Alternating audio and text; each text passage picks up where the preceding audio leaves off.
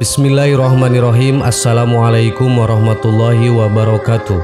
Sahabat yang beriman, ada satu ucapan yang bisa membuat langit terbelah, bumi pecah dan gunung-gunung runtuh.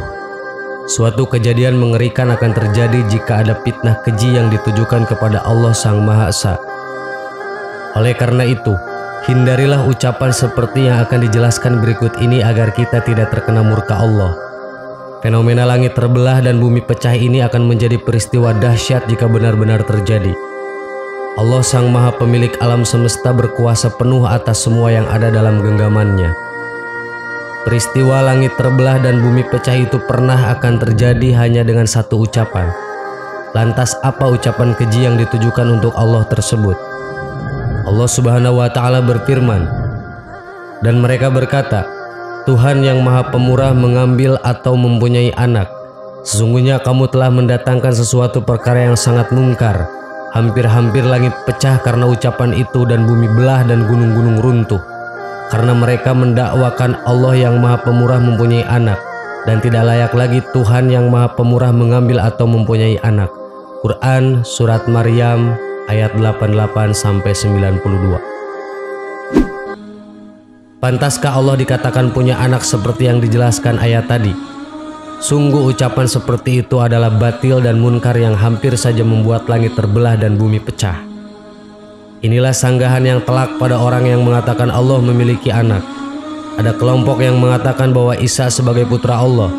Ada juga yang mengatakan bahwa Ujair itu putra Allah.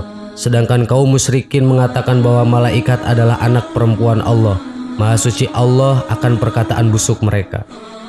Allah membantah mereka dan berfirman bahwa ucapan tersebut sungguh sangat-sangat keji.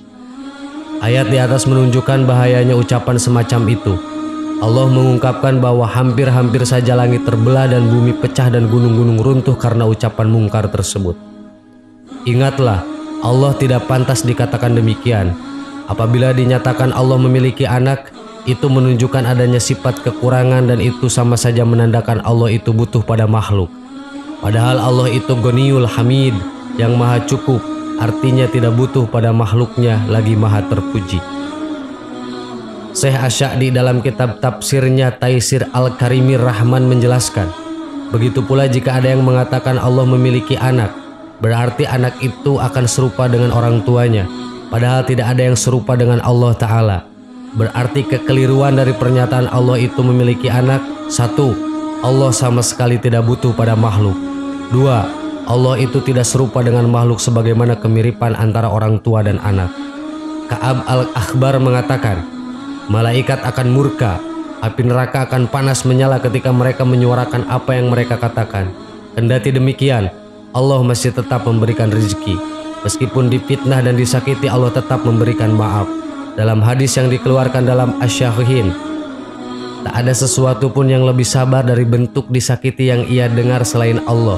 Mereka menyatakan bahwa Allah memiliki anak. Meski demikian, Allah masih memaafkan mereka dan tetap memberikan mereka rezeki. Hadis riwayat Bukhari dan Muslim dari Abu Musa al-Asy'ari. Sahabat yang beriman, semoga Allah Subhanahu wa Ta'ala menetapkan keimanan dan keislaman kita semua. Amin. Allahu a'lam. Wassalamualaikum warahmatullahi wabarakatuh. Bismillahirrahmanirrahim. Assalamualaikum warahmatullahi wabarakatuh. Sahabat yang beriman, ingatkah kita bahwa sebenarnya kita pernah melakukan perjanjian dengan Allah Subhanahu wa Ta'ala sebelum lahir ke dunia? Ya, fitrah manusia memang pelupa, sehingga tidak ingat terhadap hal-hal yang sudah disepakati dengan Robnya sebelum terlahir ke dunia. Perjalanan hidup manusia sebenarnya sudah terperinci. Semua awal kehidupan dimulai dari alam ruh, kehidupan dunia dan berakhir di surga atau neraka. Sebelum akhirnya dilahirkan ke dunia, manusia sebenarnya melakukan perjanjian dengan Allah Subhanahu wa Ta'ala. Jika manusia menyanggupi, maka ia akan lahir dan hidup di dunia. Namun jika tidak, Allah tidak akan menakdirkannya menjalani kehidupan di muka bumi. Hal ini dijelaskan dalam Al-Quran dan hadis-hadis yang diriwayatkan oleh Nabi Muhammad SAW. Sebelum setiap manusia lahir ke dunia, Allah telah mengambil kesaksian dari setiap jiwa atau ruh manusia. Dan dinyatakan juga dalam Al-Quran sebagaimana ayat Al-Hadid ayat 8. Dan mengapa kamu tidak beriman kepada Allah? Padahal Rasulullah menyeru kamu supaya kamu beriman kepada Tuhanmu, dan sesungguhnya Dia Allah telah mengambil perjanjianmu jika kamu adalah orang-orang yang beriman. Quran Surat Al-Hadid ayat 57. Dalam sebuah hadis riwayat Imam Tirmidzi, Rasulullah SAW bersabda bahwa saat penciptaan Adam, Allah mengusap punggung Adam, lalu dari punggung tersebut keluar setiap ruh yang menyerupai biji atom yang berjatuhan. Ruh tersebut kemudian dijadikan berpasang-pasangan, lalu diambil janji dan kesaksiannya. Hal ini diperkuat dalam Quran Surat Al-A'raf ayat 172 tentang syahadatnya jiwa manusia sebelum ke alam dunia. Dan ingatlah, ketika Tuhanmu mengeluarkan keturunan anak-anak Adam dari sulbi mereka dan Allah mengambil kesaksian terhadap jiwa mereka, seraya berfirman, "Bukankah aku ini Tuhanmu?" Mereka menjawab, "Betul, Engkau Tuhan kami menjadi saksi." Kami lakukan yang demikian itu agar pada hari kiamat kamu tidak mengatakan, "Sesungguhnya kami, Bani Adam, adalah orang-orang yang lengah terhadap ini keesaan Tuhan." Quran Surat Al-A'raf ayat 172. Dari ayat tersebut diketahui bahwa ruh manusia sudah mengakui keesaan Allah Subhanahu wa Ta'ala. Ini disaksikan oleh Nabi Adam dan penduduk langit sebagai saksi. Perjanjian ini tidak akan pernah diingat manusia karena fitrah manusia sebenarnya adalah pelupa. Manusia kemudian lahir dalam keadaan suci. Orang tuanya lah yang membuatnya beragama selain Islam. Namun ini bukan alasan manusia bisa mengelak atas janjinya kepada Allah Subhanahu wa Ta'ala di akhirat kelak. Karena manusia dibekali akal dan pikiran untuk menentukan jalan kebenaran. Allah Subhanahu wa Ta'ala juga mengutus Nabi dan Rasulnya untuk mengingatkan kembali tentang perjanjian tersebut. Namun manusia tetap saja ingkar. Manusia secara fitrah memang melupakan perjanjian tersebut.